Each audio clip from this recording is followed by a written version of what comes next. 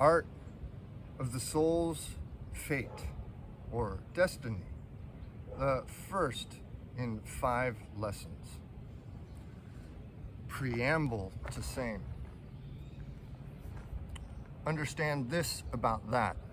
In essence, and purely speaking, life itself is a spiritual force, an uninterrupted and unbroken energy, and a vast power to be reckoned with, to be sure. An attribute of physical action and movement put into motion since its inception to begin with.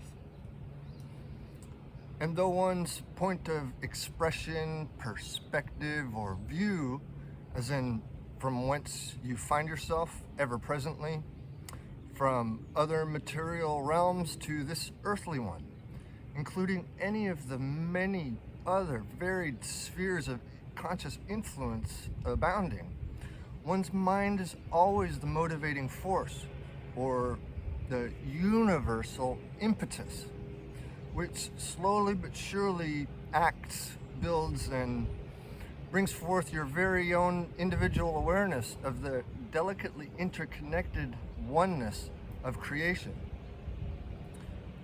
Step by step, by measured degrees no less, throughout all planes and plateaus of existence and experience.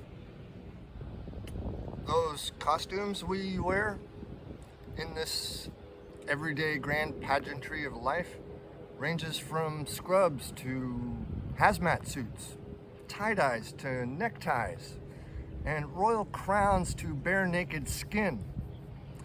You name it, every form and fashion herein. Think of the soul's vessel for individual growth and development in and upon a terrestrial domain in physical form as analogous to one's very own personal outfit, habit, garb, and or home for tentative time being, as made manifest by way of the woven tapestry of delicately interconnected crosswise threads and textures comprising everybody. And like a loom, you're the weaver too.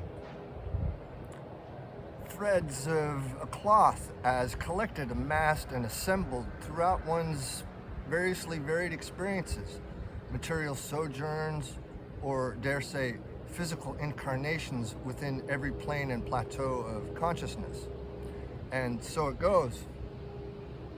One builds and or tears down their temple beautiful through intent of thy mind, given permission of will to either be constructive and uplifting or degrading and destructive, creating opportunities to reach a state of distinction and grace, or place of selfishness and disgrace. Fortunately, here and therein also lies the ways and means of rising above such dishonorable occasions, and thus give the increase even more nevertheless, via one's willpower alone.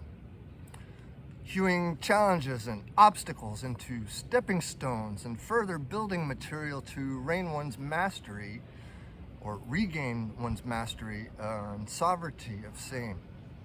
That, of course, being you. For this too leaves an indelible mark as well as usable materials to work with in the here and now, as well as for lifetimes to come. One's very own curriculum vitae and toolbox, per se, so to akashically speak. Indeed, in thoughts and in deeds, we are each the offshoot, outcome, or productive result of how one uses, or misuses free will, which itself just so happens to also be a divine attribute of creation as well. That which is directly responsible for determining one's ultimate fate or destiny. Humanity, the innate result of a natural consequence of the manners, ways, and means with which we manifest things through the privileges and or liberties afforded and taken of will.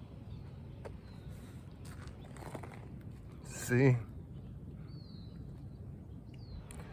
And it is all rendered and wrought by your hands alone as to how one is and or becomes.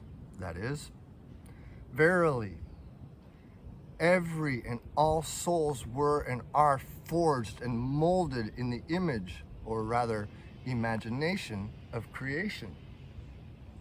And humans serve as its vehicle and natural state of being when in physical form.